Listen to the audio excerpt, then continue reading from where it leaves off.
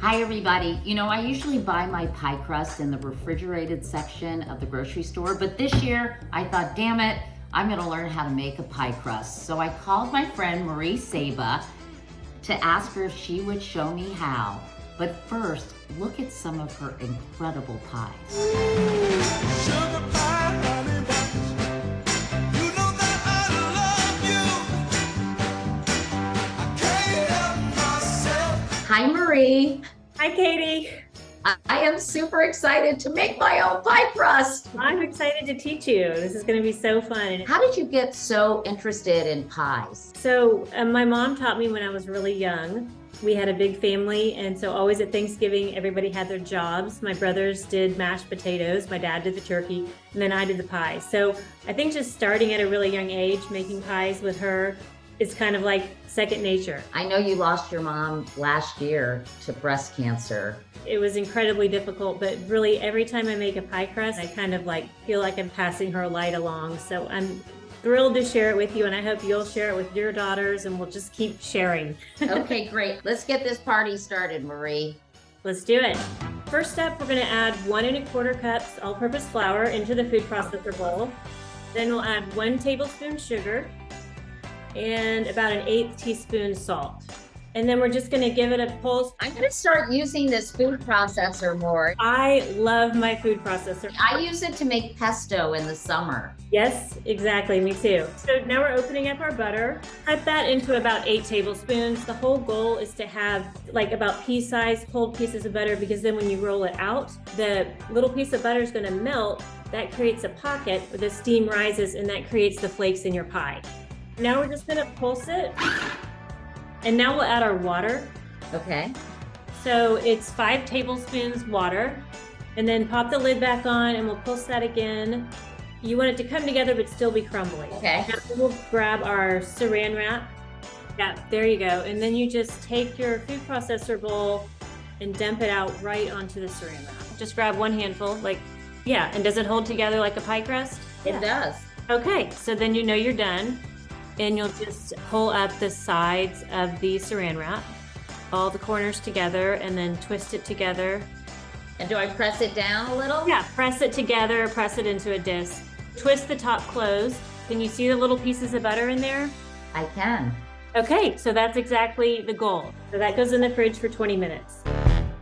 Okay, Marie, we're back 20 minutes later.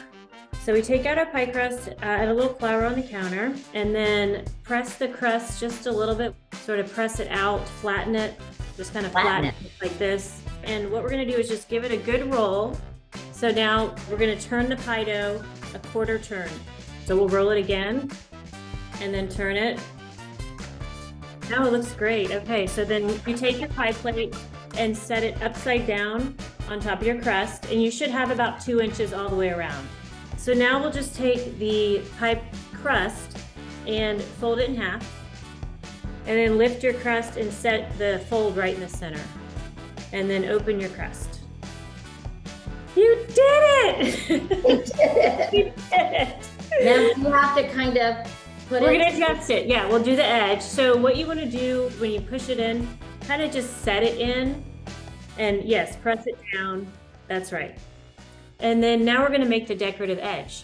Okay, that's exciting. We're gonna take this edge here, fold it under itself, and rest it on the lip of the pie plate. Now, if you have a lot and it feels like it could fold under twice, go ahead and pinch that off. That's a little too much. Can we make it look pretty like you do? Yes, here we go. So to do that, we're going to use 2 fingers of my left hand and my knuckle of my right hand, and press the dough between them. And I always like to say, making pie crust perfection is not your goal. The goal is a delicious, homemade, comforting pie crust. Ta-da! You did it! Look at it.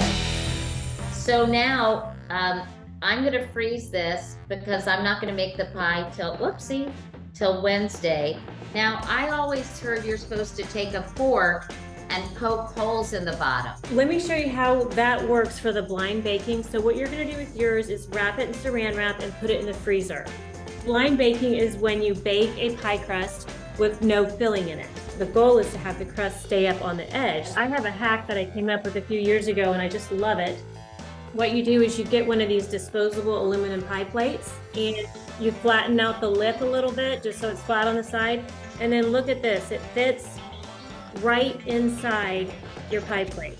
And it'll hold up the sides. And what I usually do in the oven is take like a ramekin, oven proof, and just set that on and there's your weight. Then we'll put all of this on a baking sheet and bake it at 400 for 20 minutes. And we're gonna grab a fork and poke holes in the bottom. And the reason we do that is that so the steam won't bubble up. So you poke holes in the bottom, put it back in at 350 for 15 to 20 minutes more until golden. So here's one that I did earlier today. It's blind baked and it's nice and golden and it stayed up on the edge. So really happy with this. I made the chocolate cream earlier, so let me just put it together. Okay, that would be awesome. The chocolate pudding you make on the stove, it takes about 10 minutes. It looks like really gelatinous, but I promise it's delicious. So then you just whip a cup of cream with some sugar and vanilla, and we pour that on top here. And you want to do the whipped cream right before you serve it. Yes. Get my grater and just do this. Let's see. Do you see it? Oh, that looks so good. Marie, do you think that could travel to New York and you could drop it off at my apartment? I think it's probably going to be gone tonight. This was so fun, Marie. Thank you so much. It was my pleasure. Thank you for having me. Happy Thanksgiving. You too.